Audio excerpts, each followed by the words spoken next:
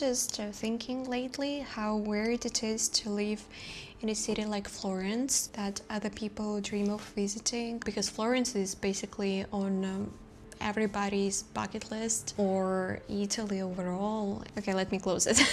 When I first moved here, I was so focused on surviving. There is university, the language, no friends, no family. I was feeling very homesick. Just the fact that I was figuring everything out, it was really heavy, and I was not really seeing all this beauty that was surrounding me. I didn't let myself enjoy anything. But recently something shifted.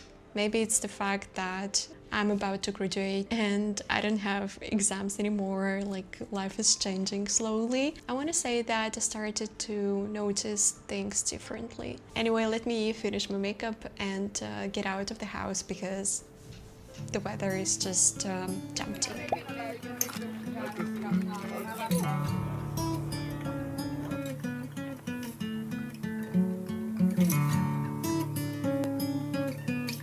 Villa Bardini in wisteria season is just something else. The purple is everywhere and it smells incredible.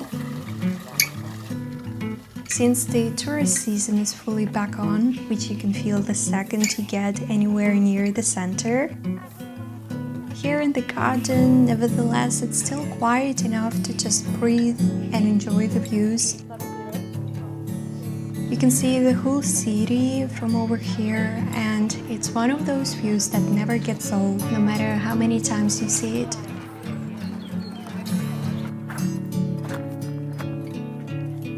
On the way back down, I found the house where Tarkovsky lived, just a plaque on a quiet street. For someone who loves cinema, it's such a surreal thing to just stumble upon.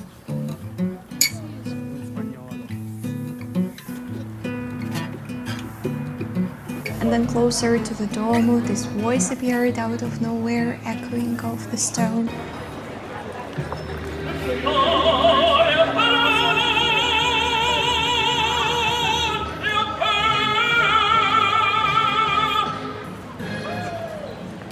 The lady taxi also went past, which felt like the city was just showing off at that point. And then we went to the most Florence grocery store in existence. Normal supermarket, completely unremarkable from the outside. But then you look up and the ceiling is covered in frescoes, like full-on museum quality paintings. Good morning. I'm going to one event in the park. It's the event about flowers. There are also a lot of different workshops, etc. But I would just really love to take a look around because I love flowers, and maybe I'm gonna take some home too.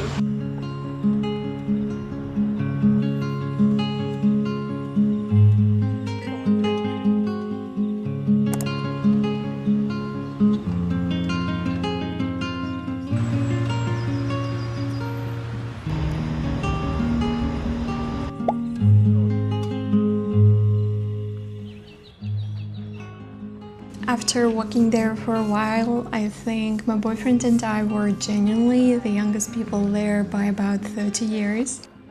Everyone else was a retiree, carefully picking out their geraniums for the season, and I found it so endearing.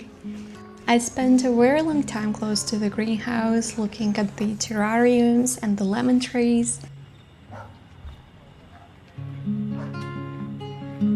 Even though I had to be extremely strict with myself because my room is already basically a jungle and I do not have space for a single other leaf, but just being surrounded by all that green for a while was enough.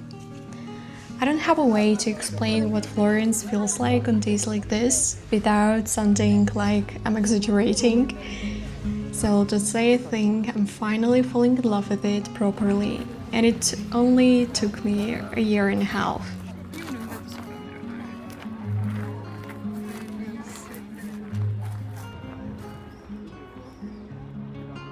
Close to this park where we've just been, if you go up and do quite a few stairs, you arrive to the panoramic view of Florence, where you can see Duomo, and it's so beautiful here.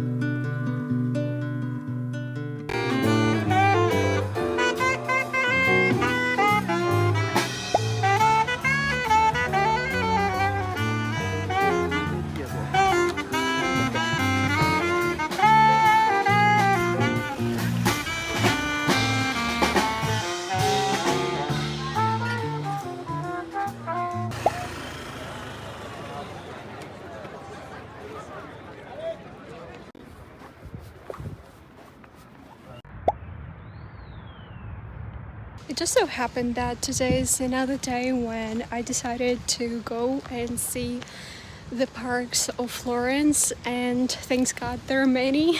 But right now I am going to one basilica where I've actually never been to before.